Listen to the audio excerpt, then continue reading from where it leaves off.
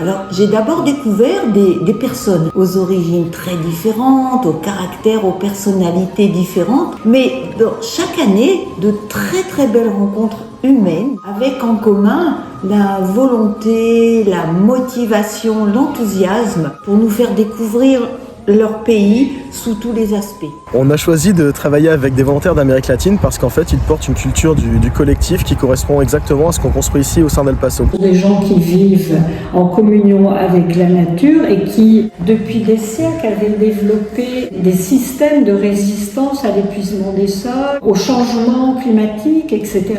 Donc ils avaient mis en place une activité agroforestière, une gestion de l'eau et une prévision des catastrophes. Ça m'apprend personnellement à réfléchir sur ma façon d'être et ma façon d'agir face à la nature. Je l'ai toujours respecté, que ce soit le règne animal, le règne végétal, mais sans avoir vraiment eu conscience de ce que je faisais. Maintenant, je comprends mieux que je fais partie d'un tout, d'un univers qui est équilibré au départ et que nous bousculons aujourd'hui. Ils n'exploitent pas la terre.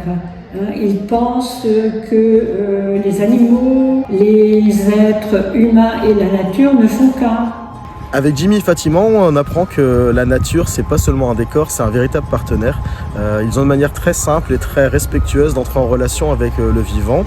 Si la nature se porte bien, l'homme se porte bien. Que ce soit sur le Costa Rica, l'Équateur, l'Amazonie, j'ai été frappée de constater à quel point leur façon de vivre est liée à la nature, dépendante de la nature et respectueuse de la nature. Il y a un petit regard ajouté chez nous, il y a beaucoup de maladies qui sont dues à notre façon de mettre de l'engrais sur les champs, sur les arbres fruitiers. Je pense que la prise de conscience chez nous est bien faite et qu'il y a une jeunesse courageuse et entreprenante qui, plus que le profit, désire aussi le buen vivir. C'est pas du folklore, c'est une autre façon d'être au monde. Ça peut nous aider, nous, à reconstruire du lien social, du sens et des façons d'habiter ensemble plus justes et plus humaines. Jimmy nous a parlé de sa communauté en Amazonie, les autochtones de la région d'El Alto Napo. Il nous a présenté sa communauté à travers une petite vidéo.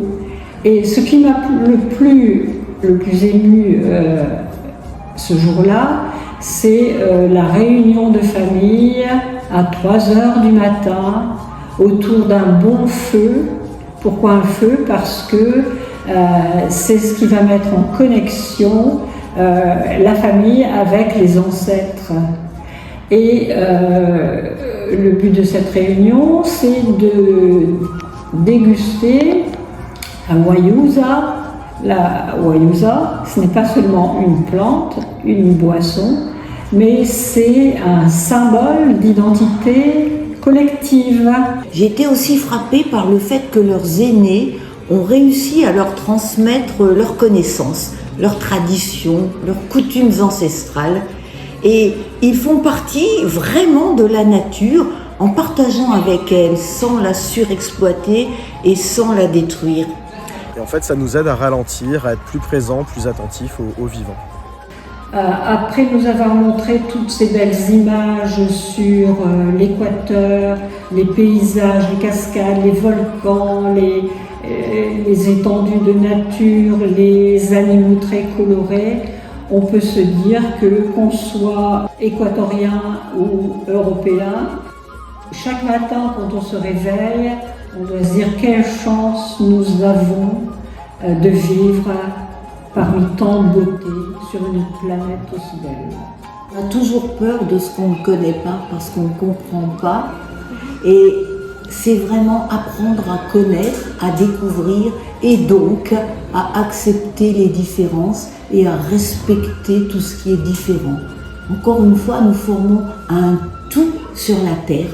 Il faut vivre ensemble.